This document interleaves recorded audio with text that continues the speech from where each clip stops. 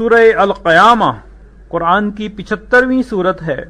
اس میں 40 آیات اور 2 رکوع ہیں۔ بسم اللہ الرحمن الرحیم۔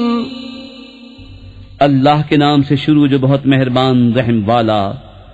روز قیامت کی قسم یاد فرماتا ہوں اور اس جان کی قسم جو اپنے اوپر بہت ملامت کرے۔ کیا آدمی یہ سمجھتا ہے کہ ہم ہرگز اس کی ہڈیاں جمع نہ فرمائیں گے؟ کیوں نہیں ہم قادر ہیں کہ اس کے پور ٹھیک بنا دیں، بلکہ آدمی چاہتا ہے کہ اس کی نگاہ کے سامنے بدی کرے۔ پوچھتا ہے قیامت کا دن کب ہوگا؟ پھر جس دن آنکھ چوندھی آئے گی اور چاند گہے گا اور سورج اور چاند ملا دیے جائیں گے، اس دن آدمی کہے گا کدھر بھاگ کر جاؤں؟ ہرگز نہیں، کوئی پناہ نہیں۔ اس دن تیرے رب ہی کی طرف جا کر ٹھہرنا ہے۔ اس دن آدمی کو اس کا سب اگلا پچھلا جتا دیا جائے گا، بلکہ آدمی خود ہی اپنے حال پر پوری نگاہ رکھتا ہے، اور اگر اس کے پاس جتنے بہانے ہوں سب لا ڈالے جب بھی نہ سنا جائے گا۔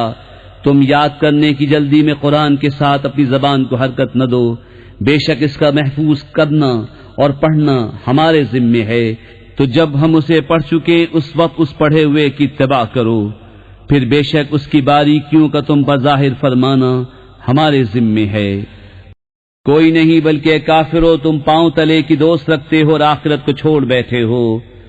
کچھ منہ اس دن تر و تازہ ہوں گے اپنے رب کو دیکھتے، اور کچھ منہ اس دن بگڑے ہوئے ہوں گے، سمجھتے ہوں گے کہ ان کے ساتھ وہ کی جائے گی جو کمر کو توڑ دے۔